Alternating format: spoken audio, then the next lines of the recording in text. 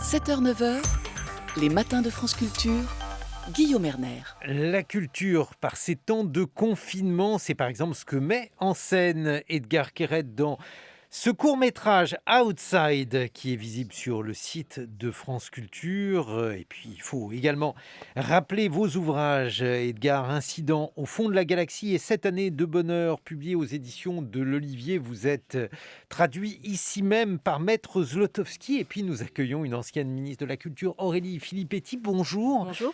On a évoqué dans le journal de 8 heures la question, la polémique autour d'Amazon. Amazon qui vend toutes sortes d'objets d'ailleurs, pas uniquement des livres, et qui aujourd'hui bénéficierait d'un avantage concurrentiel écrasant par rapport à des commerçants qui peuvent bien sûr faire du clic et cueillette. Je crois que c'est comme ça qu'on francise l'expression, mais avec des moyens bien inférieurs. Qu'en pensez-vous ? Amazon est à la diversité culturelle ce que les néonicotinoïdes sont à la biodiversité. C'est-à-dire que c'est un énorme rouleau compresseur et une machine qui repose sur des algorithmes, sur du marketing et sur de la fraude fiscale. Disons les choses clairement. Donc l'avantage comparatif d'Amazon, il est sur le fait que ils ne payent pas leurs impôts dans les territoires où pourtant ils ont une activité. Ils ne respectent... Ils ont des employés qui travaillent dans des conditions sociales, dans les grands entrepôts extrêmement difficiles. Et puis, en fait, ils se sont servis du livre comme produit d'appel, en quelque sorte, mais pour vendre derrière des baskets ou des robots ménagers. Donc, ils ne font pas le même métier que des libraires, et pourtant ils sont en concurrence directe avec les libraires. Donc effectivement, c'est très difficile de s'attaquer à eux. Je remarque d'ailleurs qu'il y a un vrai changement dans la Commission européenne aujourd'hui, dont je veux saluer quand même les efforts, aussi bien ceux de Margrethe Vestager que de Thierry Breton. Ils ont pris conscience que vraiment ces pratiques anticoncurrentielles détruisent tout notre écosystème culturel. Donc j'espère qu'on va réussir à lutter contre ça. Mais c'est aussi de la responsabilité de chacun, vraiment, de ne pas avoir recours à Amazon. Mais au-delà de ça, lorsqu'on évoque par exemple le Black Friday, ce jour promotionnel qui est organisé notamment par Amazon, est-ce qu'il est possible de l'empêcher ? Apparemment, l'interdire, ce n'est pas quelque chose que permet la législation. Alors qu'est-ce que l'on peut faire ? Peut-être que aussi on doit s'interroger. Peut-être que cette pandémie qui nous amène à une forme de congélation en quelque sorte de nos activités peut nous amener à réfléchir au mode de société dans lequel nous voulons vivre. Qu'est-ce que c'est la culture finalement ? C'est réfléchir au sens de notre vie ensemble, de notre vie en commun. C'est produire du commun. Et au fond, quel est le sens d'une société où on ne vit que dans l'hyperconsommation ? On voit bien qu'on est là, où on était là en quelque sorte avant le confinement, dans une espèce de frénésie consumériste qui était en train bien sûr de détruire la planète du point de vue environnemental, mais aussi d'appauvrir considérablement nos modes de relations humaines et la manière dont on vit et le sens de notre propre vie. Enfin, je veux dire, se précipiter dans des journées comme ça où on met en avant le consumérisme à tout crin et effréné comme horizon ultime, c'est quand même une vision anthropologique complètement désespérante. Qu'est-ce que vous en pensez, Edgar Quérette ? Comment ça se passe en Israël par rapport justement à ce que des commerces peuvent vendre, à ce que des commerces considérés comme inessentiels doivent cesser de vendre ? Israël, il y a eu une bagarre aussi pour qu'on transforme les librairies en commerce essentiel. Effectivement, la société doit se poser la question. Qu'est-ce qui est essentiel pour être société ? Est-ce qu'on a suffisamment de gamelles, de clous, de marteaux ? Ou est-ce que la culture fait aussi partie de ce qui est nécessaire pour qu'on ait ce lien entre les individus ? Justement, le confinement, c'est un moment où les gens lisent plus, alors fermer les librairies, au-delà véritablement de ce que ça fait sur l'épidémie, c'est marginal. Mais en fait, c'est une façon de dire à la population qu'en temps de confinement, la culture, c'est un luxe. Mais quand il n'y a pas de confinement, la culture, c'est comme prendre des vacances, voyager. Et quand il y a un confinement, à ce moment-là, c'est un luxe qu'on ne peut plus se permettre. Et là, vraiment, c'est une position qui est très problématique. Aurélie Filippetti. Oui, et il ne s'agit pas de dire qu'il y aurait une espèce de supériorité morale des productions de l'esprit sur les productions matérielles. Je veux dire, évidemment, le travail manuel, le travail ouvrier a tout autant de noblesse que le travail intellectuel ou le travail créateur. C'est simplement que justement, ce travail créateur à travers l'art et à travers la culture nous amène finalement à être ensemble. Quand on lit un livre, même si on est au fond de son lit, au fond de son canapé et recroquevillé chez soi, on dialogue avec l'auteur et avec le monde qu'a créé l'auteur. On est dans une interaction sociale et on cherche aussi à comprendre évidemment l'autre. Moi, quand j'ai lu les nouvelles de Edgar Quérette, tout d'un coup, je me suis projetée et j'étais totalement ailleurs. Et je lisais aussi le témoignage d'un chauffeur routier qui adore Proust, par exemple. Et encore une fois, il ne s'agit pas de mettre Proust au-delà de tout, mais c'est parce que finalement, ça le fait sans doute plus voyager que les milliers de kilomètres qu'il avale au volant de son camion. Donc, il y a là quelque chose qui est fondamentalement essentiel au fait d'être un être humain. Voilà. C'est d'ailleurs assez étrange, Edgar Quérette, parce que en réalité, notre rapport au confinement, il n'est pas purement intellectuel, il est même très physique. C'est ce que montre votre court-métrage Outside, où on voit bien que c'est le corps qui est confiné. Vous l'évoquiez d'ailleurs avec le souvenir de votre père tout à l'heure, qui s'est caché pendant la Seconde Guerre mondiale, dites-vous, dans un trou. Et lorsque l'on évoque ce que l'on a fait ou ce que l'on fait pendant le confinement, il y a beaucoup d'activités manuelles, faire la cuisine, faire du sport au sein d'un appartement.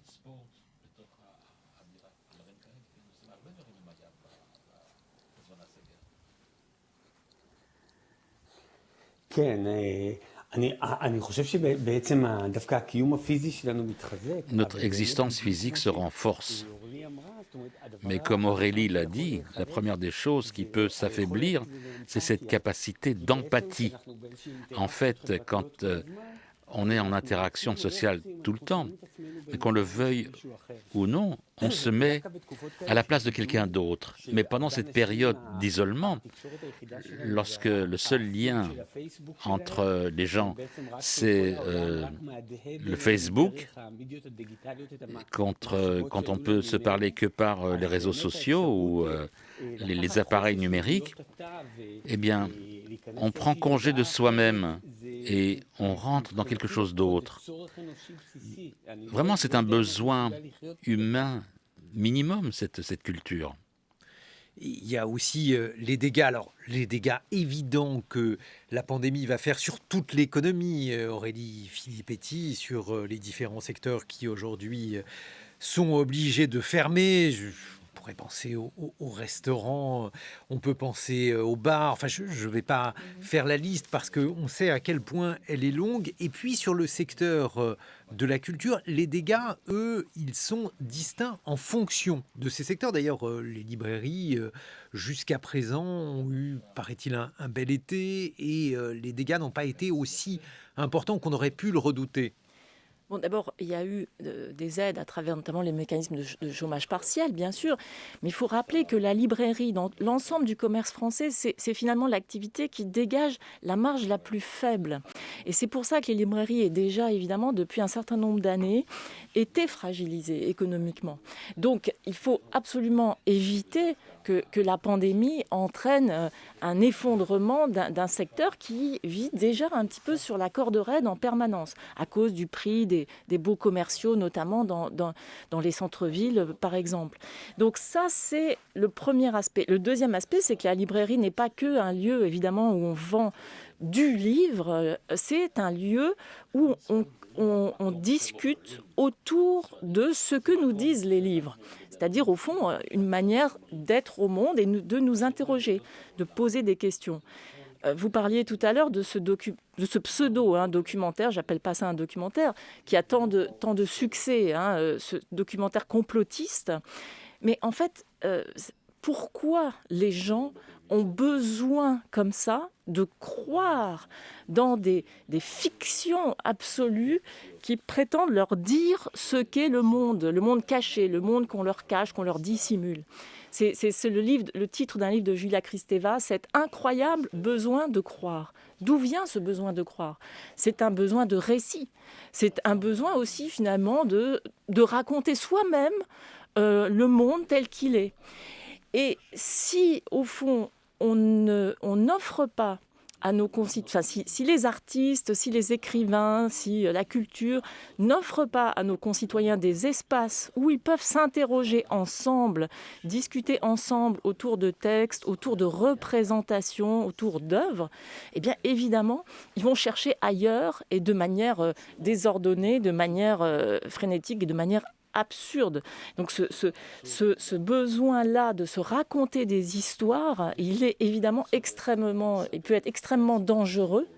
C'est le storytelling politique aussi, ça peut être extrêmement dangereux, ça peut alimenter tous les populismes, alors qu'au contraire, discuter de la culture, discuter autour d'œuvres d'art, créer, participer soi-même, en tant que spectateur ou en tant qu'acteur, à des représentations théâtrales par exemple, ça nous fait avancer en tant qu'être humain. Qu'est-ce que vous en pensez, Edgar Quérette ? Le fait qu'il y ait, par exemple, le succès... Alors, je sais... Allez-y.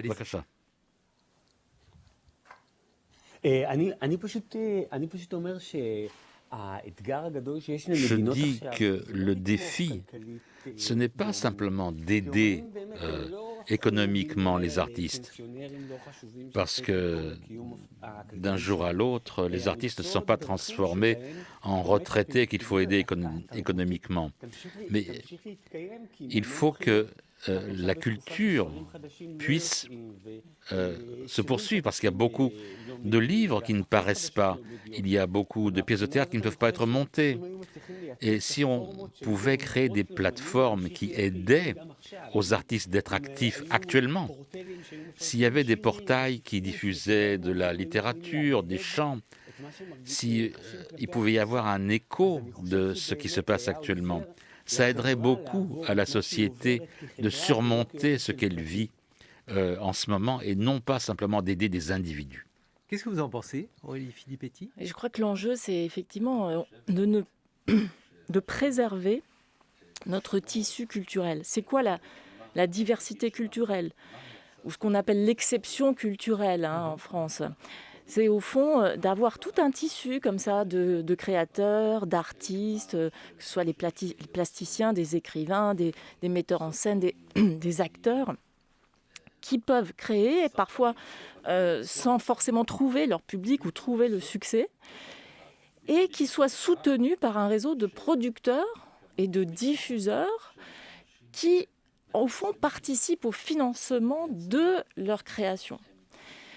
Ce système-là, il est totalement mis en péril par les géants du numérique, qui, eux, ne participent pas au financement de l'ensemble de l'écosystème. Ils vont financer uniquement ce que eux veulent diffuser. Donc, ils vont imposer leur création et donc leur lecture du monde. Ça, c'est un enjeu majeur pour l'Union européenne. Mais parce qu'il n'y a pas que des artistes, comment dirais-je, établis qui sont dans des dispositifs ou qui pourraient être dans des dispositifs. Il y a aussi beaucoup de gens qui pratiquent une activité artistique de manière parfois partielle, de manière parfois irrégulière, mais ceux-ci, aujourd'hui, ils ne sont soutenus par aucun dispositif d'aide. Qu'est-ce que l'on peut imaginer pour eux ? Qu'est-ce que l'on pourrait faire ? Par exemple, je pense aux plasticiens qui, en ce moment, sont dans une situation très difficile parce qu'ils n'ont pas de régime social qui les accompagne. Donc, évidemment, eux, il faut avoir des mécanismes particuliers. Je pense que la ministre de la Culture va sans doute faire quelque chose pour eux à travers les fonds qu'elle a débloqués pour cela. Mais il faut les accompagner parce que laisser comme ça un artiste finalement privé des moyens d'exercer son art, c'est se priver à terme, d'ici 10 ou 20 ans, de tout ce qu'il aurait pu créer, justement. Et c'est affaiblir durablement notre écosystème. La France, quand même, depuis la Seconde Guerre mondiale, a réussi à préserver un formidable écosystème artistique, culturel, quelles que soient les majorités politiques, grâce à ce principe qui est qu'au fond, tous ceux qui contribuent à diffuser la création bien participent à la production en amont et d'une manière évidemment très, très, très ouverte. Et bien sûr, un fort investissement public qui doit être maintenu. C'est ça le modèle, en fait, le modèle français ou le modèle européen.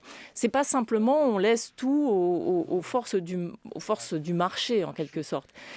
Et c'est un modèle qui n'est pas un modèle nationaliste, c'est-à-dire qu'en fait, par exemple, le mode de financement du cinéma français, il finance des réalisateurs qui viennent de tous les pays du monde à partir du moment où ils produisent soit en France, soit avec des coproducteurs français. Donc, et c'est un système qui marche très bien parce qu'il rencontre son public. Et donc, il faut faire très attention que cette pandémie ne nous amène pas à détruire ça et qu'on ne se retrouve pas uniquement avec ces oligopoles du numérique qui nous imposeraient, par la voie de leurs algorithmes, d'être enfermés dans ce qu'on appelle les tunnels cognitifs. C'est-à-dire, vous aimez tel type de musique, on ne va vous proposer que d'écouter ce type de musique. Est-ce qu'il y a des aides prévues en Israël ? Je sais que pour les commerces, les entreprises, il y a eu beaucoup de polémiques au sein de la société israélienne, Edgar Keret, parce que le gouvernement était accusé justement de ne pas aider les gens et il y a beaucoup de problèmes de pauvreté dans le pays. Est-ce qu'il y a eu dans ce contexte-là des dispositifs pour ceux qui vivent de l'art ?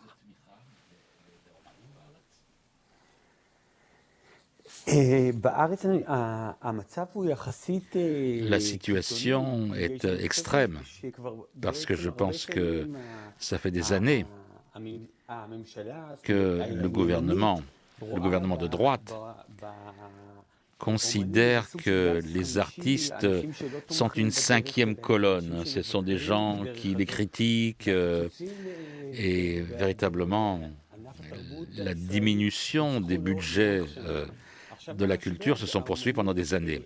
Dans la crise actuelle, les artistes n'ont pas d'aide financière. Mais je pense que l'important n'est pas simplement dans le soutien aux artistes, mais la capacité qui leur est donnée de poursuivre l'art et de faire passer l'art vers le public, même à l'époque de du coronavirus. Par exemple, comme il y a des besoins essentiels, des biens essentiels qui doivent arriver dans les villages les plus reculés en temps de guerre, pareil avec la culture. Il faut que la voix des artistes soit entendue. Et à l'époque numérique, il y a des tas de choses qui sont possibles au niveau national qui peuvent aider à diffuser la culture dans tous les endroits. Alors que le gel actuel, c'est très difficile parce qu'une fois que c'est gelé, on ne peut plus le rappeler à la vie. Mais est-ce que c'est possible, envisageable ? Parce que donc, en France, comme vous l'avez compris, on a toute une série d'aides ou en tout cas de moyens traditionnels, je veux dire, en dehors de la pandémie, pour financer le secteur culturel. Est-ce qu'il existe des choses de ce type en Israël ? À mon grand regret, non. Et je pense que la situation des artistes en Israël n'a jamais été bonne. Mais depuis que la droite est au pouvoir, la situation des artistes s'est détériorée, même dans le domaine de la création et dans le domaine de l'art. On avait envisagé, Aurélie Filippetti, de grandes entreprises semblables à celles qui, par exemple, avaient été menées aux États-Unis pendant la Grande Dépression dans les années 30, tenter donc de répliquer ce type de choses en France, faire participer, par exemple, des artistes à l'éducation artistique. Et puis, aujourd'hui, où en est-on à cet égard ?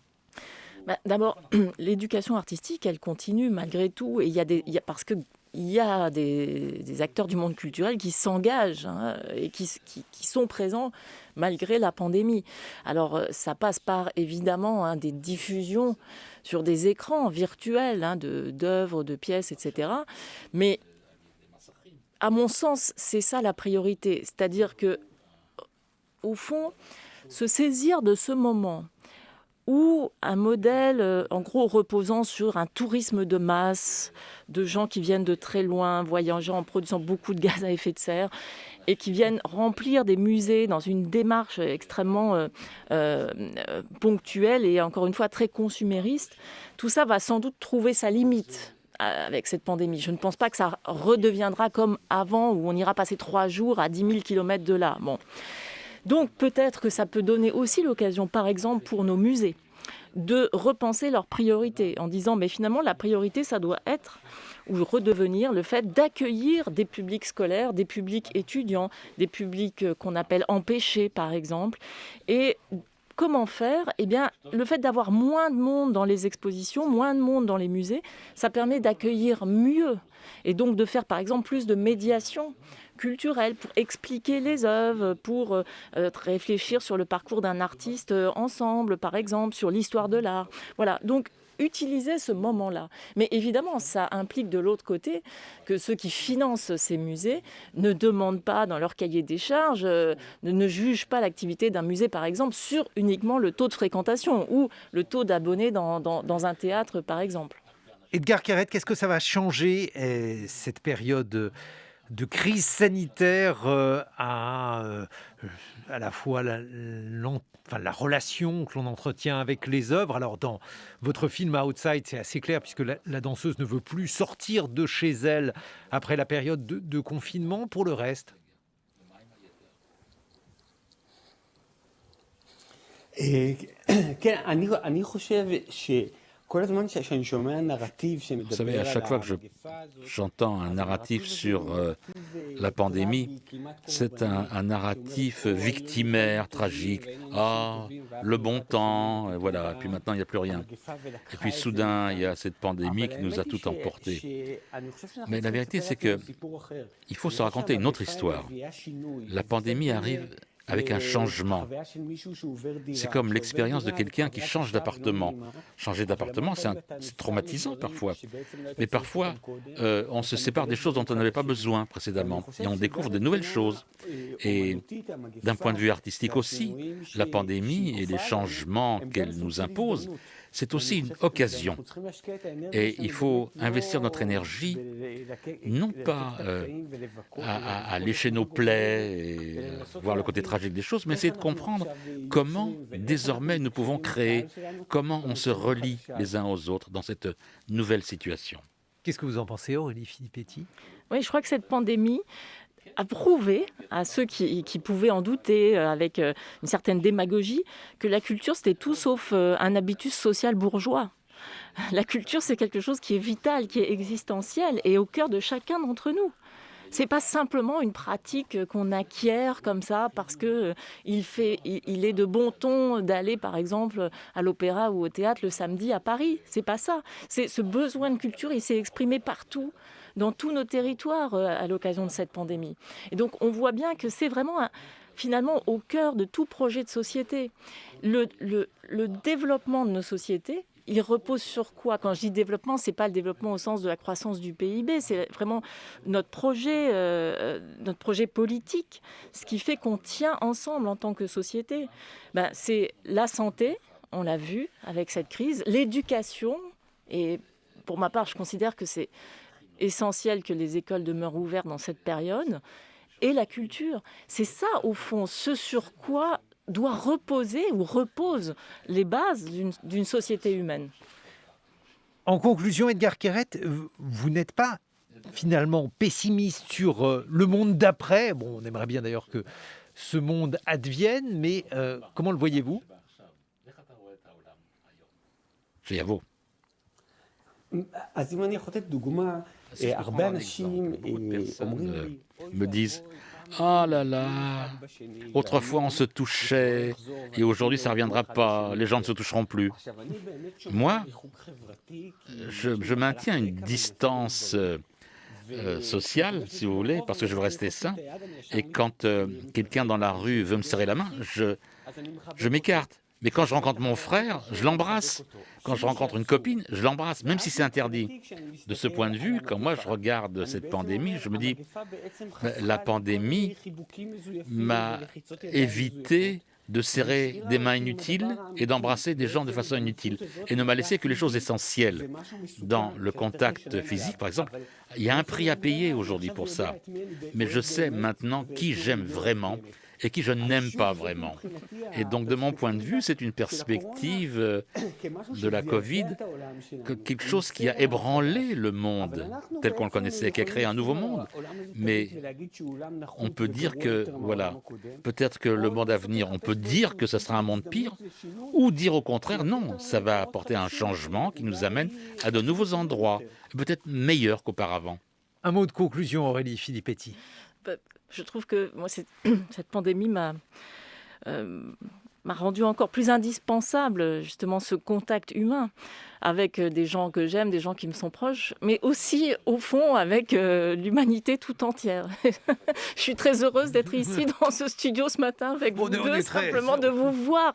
Voilà, c'est quelque chose de rassurant, c'est une consolation, et c'est un petit peu ce qu'on a à travers la lecture, l'écoute de la musique, à travers les œuvres d'art, telles qu'on les garde dans nos esprits dans ces moments très difficiles. Alors, on vous garde avec nous, Aurélie Filippetti, ainsi que Michel Zlotowski, qui traduisait les propos d'Edgar Keret. Edgar, 2 ouvrages, Incident au fond de la galaxie et 7 années de bonheur, sont publiés aux éditions de l'Olivier. Et puis, on peut visionner Outside, votre dernier film réalisé avec la chorégraphe Inbal Pinto. C'est sur le site de France Culture. Mes 2 camarades vont s'élancer dans quelques instants. Bonjour à tous les 2. Hervé, de quoi allez-vous nous parler ? Bonjour Guillaume, je vais vous parler d'héritage. Et vous, Géraldine ? Bonjour Guillaume, eh bien je vais vous parler évidemment de livres, c'est le sujet du jour.